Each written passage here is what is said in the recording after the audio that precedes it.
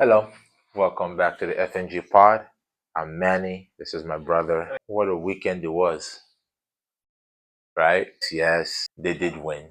I think some of the things to talk about really would be how good Man City looked this weekend, or last weekend, I should say. Liverpool, remember I mentioned to you about Liverpool, and I said that I don't exactly trust that their defense because it's one thing to not concede goals. It's another thing to concede a lot of chances because eventually someone's gonna punish you.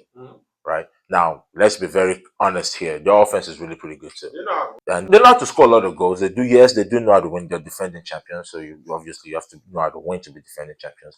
However, they are conceding tons of goals, tons of chances. Well, I think they can too. McGahey is one of the things that they're one of the players that they're looking at.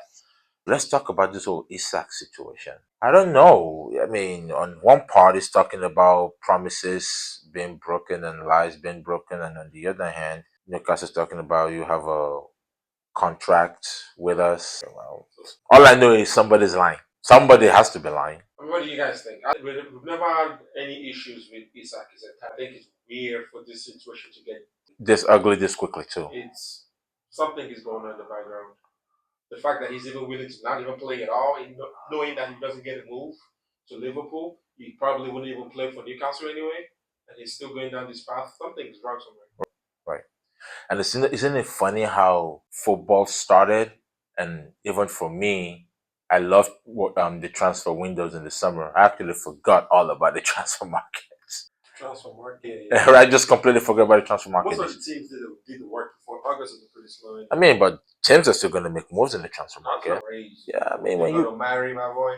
Hutchinson from Ipswich, Chelsea tying with Crystal Palace. I mean, Crystal Palace is a good team. So let's not. Chelsea's coming third. Crystal Palace is coming third. You're drunk. So how about my take on Heaton starting?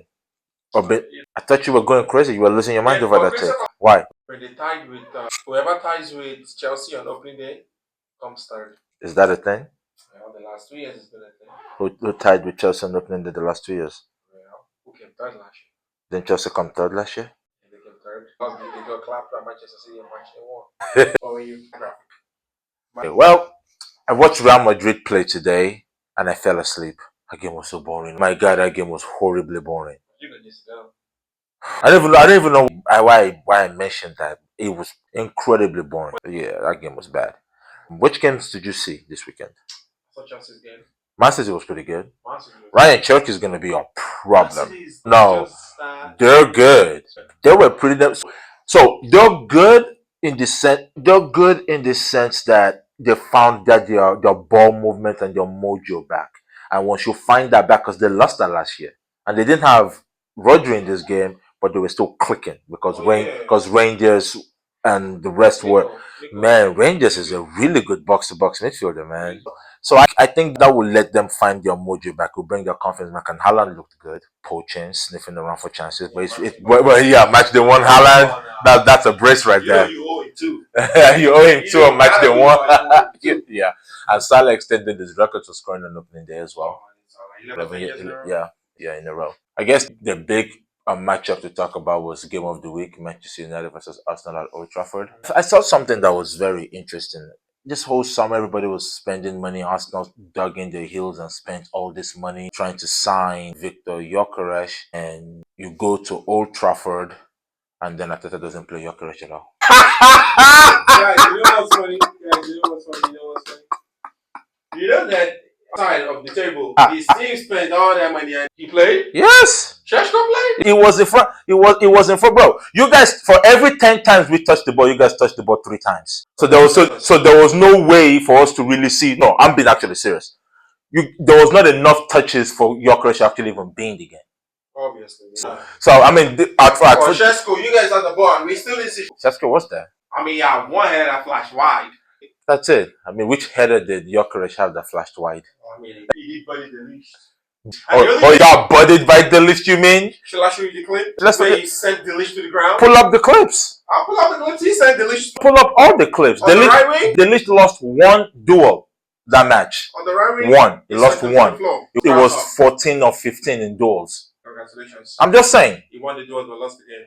Yeah, I mean that the goalkeeper error. What you gonna do about that? What you gonna do about goalkeeper error? See, all I'm saying is this: if we're in phase 6 of a or phase 5, let's call it phase 5 of a 5 year, because it's just 5 years or 6 years now. Okay, so phase 6 of a 6 year project, and you're still relying on that to win. Listen, a win is a win. First of all, let me actually be clear on this part. To win the league, you need to win ugly. However, if we're talking about an Arsenal team, at least maybe from the fans' perspective, I don't listen to enough press conferences from Arteta to know this. But from the fans' perspective, they should be dominating the ball and doing XYZ with the ball and creating chances and all of that stuff. If you're in phase 6 and this is what you're doing, then there's a bit of a problem here. I mean, unless I'm tripping. Which phase is Man U in? One, we just started. How many years have I been in? Oh no, I agree with you, but that's not a footballing thing. That was an organizational thing. We know this. Okay, so if you want to throw, you can throw. So let's call it spade a spade. So Arsenal is in phase 6. Arsenal has beaten Manchester United at Old Trafford. In the last 20 something years, how does that happen? Maybe a few times at least. Wait, 4 times? Yes. You won last year, you won this year, and you won the year before that. We tied last year, no merit or no 1-0. You beat Odia 1-0 at Old Trafford. Before Mikel became Arsenal's head coach. It was a long time ago. So he's making progress. So what was the difference though? Wenger and Ferguson were both title contenders, and you couldn't beat United at Old Trafford. Makes sense, right? Since Arteta joined Arsenal, when has United been a title contender? Okay, when since Arsenal, I said. I mean, I get that you're emotional about it. Cool. You're an Arsenal fan. I'm not. That's not what I'm saying. You know, you guys ended up playing that game. I'm saying with all of the energy on your side. You know that. So it was a difficult game to start the season with anyway. If we had played this game like match 11 or 12, it would have been a whole different game than match the one game. I don't actually think that would have mattered. Honestly, I don't think that would have mattered because nothing I saw last year when you guys played away from home towards the back end of the year, from January onward, showed me that you guys could create consistently from open play. I mean, we can pull up the stats. I actually have the stats on my side to prove it, right? So nothing I'd seen, which is why I came into the game not actually expecting to win. Nothing I had seen showed that. So I came to the game like, they're not going to create much. I thought personally that they would have a plan for the corners, but we didn't, right? Because all it takes is one mistake. And the last 4 goals that we've considered to Arsenal was from corners, or 3. The last 3 goals we considered 2 at Emirates from corners in Amorim's first match against Arsenal. In the second half of that game, we considered it's 4. We considered 1. No, we tied at Old Trafford, if I'm not mistaken, right? I think it was 2. That we should have won that game. So I don't even understand how we tied that game. And then this year as well. So listen, corners are part of the game. I get it. It's all marginal. However, what I'm trying to say is this: if a team that's just coming out and trying to forge its own identity is not a team that you can subdue, then maybe something is wrong. Just a thought. You're the one who knows. So if you can educate me on it, I'd like that. I don't think there's nothing wrong. I think that game against Arsenal, John United is more. It has less to do with tactics or the players. It's just more about. I just think Man U just had more. They had a reason to win that game. New season, that was a statement of intent game for Manchester United, and it was against Arsenal, one of the better teams in the league. So it's different. That Manchester United performance, I'm saying now, you're not going to see it many times this season. I actually disagree. I think you'll see it in more than half the games this season. I think you see more than half the games. And this is why. And this is why. One of the issues that United had the last few years, from Ten Hag to even from the end of Mourinho going into Ten Hag last season, was fitness and intensity. We were one of the worst teams in winning 50-50 duels in the league. We're in the bottom half of the league, right?